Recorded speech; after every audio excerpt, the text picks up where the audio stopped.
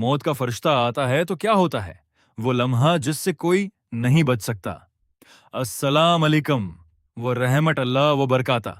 प्यारे भाइयों और बहनों, तसव्वुर करें, एक दिन, एक लम्हा, जब आपके कमरे का दरवाजा कोई नहीं खोलेगा, मगर एक हस्ती वहां मौजूद होगी।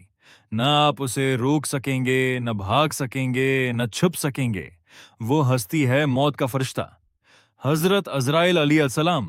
कुरान करीम में अल्लाह ताला फरमाते हैं कि जहां भी तुम होगे, मौत तुम्हें आ लेगी, ख्वाह तुम मजबूत कलों में ही क्यों ना हो। आज हम जानेंगे कि वो आखिरी लम्हा कैसा होता है जब रूह जिस्म को छोड़ने पर मजबूर हो जाती है। हिस्सा अव्वल। अज़राइल अलैहिस्सलाम की हिबत रिवायात में आता है कि मौत का फरिश्ता हर इंसान के पास ऐसी शक्ल में आता है जो उसके आमाल के मुताबिक होती है। नेक बंदे के लिए वो नहायत खूबसूरत और मेहरबान सूरत में आता है, खुशबू लिए हुए, मुस्कुराता हुआ। लेकिन गुनहगार और नाफरमान के लिए उसकी शक्ल नहायत होलनाक, डरावनी और खौफनाक होती है, ऐसी कि इंसान की हिम्मत जवाब दे जाए। बताया जाता है कि अज़राइल अलैहिस्सलाम के साथ भी कुछ और फरिश्ते होते हैं, और ये सब कमरे में इस वक्त दाखिल होते हैं जब घर वालों को कुछ खबर तक नहीं होती। वो बातें करते रहते हैं, हंसते रहते हैं, मगर बिस्तर पर लेटे शख्स की रूह पर अजाब या रहमत का आगाज हो चुका होता है। हिस्सा दोम।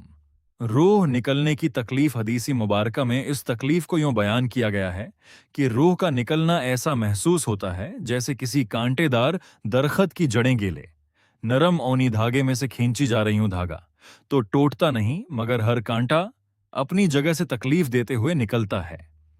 रूह रग रग से, पांव की अंगुलियों से शुरू होकर आहिस्ता आहिस्ता ऊपर की तरफ खींची जाती है। कुछ रिवायात में आता है कि आखिरी वक्त में इंसान की आंखें खुली रह जाती हैं, क्योंकि वो अपनी रूह को निकलते देख रहा होता है। ये नज़ारा इतना हिबतनाक होता है कि आंख झपकने की मोहलत भी नहीं मिलती। मगर अल्लाह के नेक और फरमानबरदार बंदों के लिए ये सख्ती नरमी में बदल दी जाती है और उनकी रूह ऐसे निकलती है जैसे मुश्कीज़े के मन्ना से पानी का कतरा रिश्ता है। हिस्सा सोम। आखिरी अल्फाज और रिश्तों की बेबसी। इस लम्हे सबसे तकलीफ द मंजर ये होता है कि जो लोग सारी जिंदगी आपके साथ रहे, माँ बाप, औलाद, बेवी, वो सब बस कमरे में खड़े देखते रह जाते हैं। कोई दवा काम नहीं करती, कोई दा इस वक्त रूह को नहीं रोक सकती, कोई रिश्ता इस लम्हे साथ नहीं दे सकता। यही वो घड़ी है जब इंसान को हकीकत का सबसे शदीद एहसास होता है कि दुनिया की मोहब्बतें, रिश्ते, दौलत, अहदा सब पीछे रह जाते हैं और साथ सिर्फ अमल जाता है। हिस्सा चहारम।